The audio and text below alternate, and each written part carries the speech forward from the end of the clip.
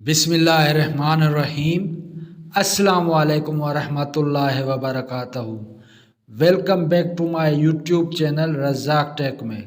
दोस्तों, आज की कहानी एक बादशाह और एक गरीब मजदूर की है। एक बादशाह अपने वज़ीर के साथ सैर कर रहा था।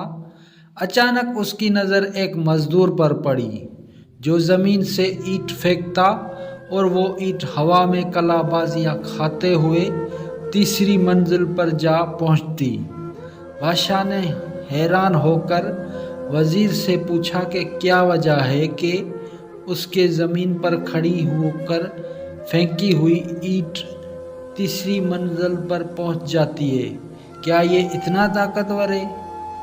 वजीर ने बादशाह से अर्ज़ किया कि हुजूर, इसमें ताकत के साथ साथ एक और अमल कार फरमा है। अगर जान की आमान पाऊँ तो अर्ज़ करूँ। बादशाह ने कहा, कहो क्या कहना चाहते हो? वज़ीर ने कहा, बादशाह सलामत, ज़रूर इसकी घरेलू ज़िंदगी बहुत अच्छी गुज़र रही होगी।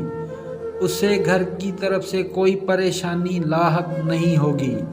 इस वजह से उसकी ईंट तीसरी मंजिल पर पहुंच जाती है। बादशाह ने कहा कि तहकीक की जाए।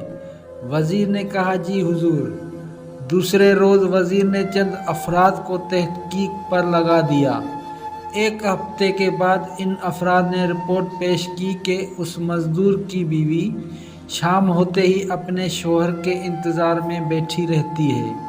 जैसे ही वो शख्स घर में कदम रखता है, उसकी बीवी नहाने के लिए फ़ौरन पानी की बाल्टी और नए कपड़े रखती है। मजदूर जैसे ही नहाने से फारिग होता है, ये उसके लिए खाना लगा देती है। खाना कमाल एहतियात से पकाती है। नमक, मिर्च और मसाला जात की तनासिब का ख़ास ख्याल रखती है। खाने से फारिग होने के बाद लेटने के लिए बिस्तर लगाती है। सोने से पहले अपने शोहर को पीने के लिए दूध देती है।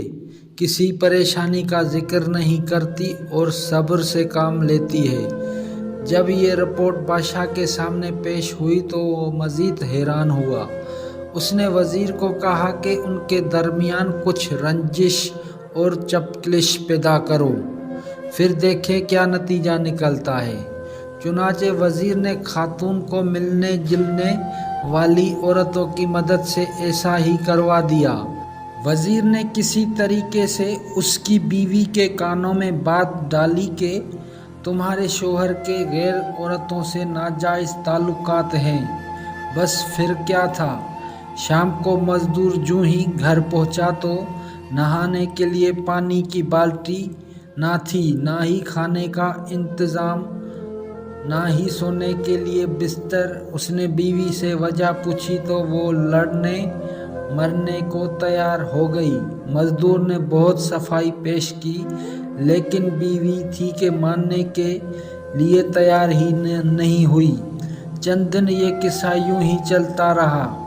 एक दिन वज़ीर ने बादशाह को कहा, बादशाह सलामत, हम सैर पर चलते हैं और उसी मजदूर की हालत देखते हैं। बादशाह वज़ीर समेत सैर पर निकला और उसी मज़दूर के पास पहुँचे तो क्या देखते हैं कि मज़दूर लाख कोशिश करता है, लेकिन ईंट पहली मंजिल से ऊपर नहीं जाती थी। बादशाह वज़ीर की फ़हम व फरासत को मान गया और उसे यकीन हो गया कि ईंट को तीसरी मंजिल पर ताकत नहीं बल्कि इंसान की खुशगवार ज़िंदगी पहुँचाती है। किस्सा मुख्तसर के मज़दूर की बीवी को बताया गया कि ये सब तुम्हारे साथ ड्रामा किया गया था।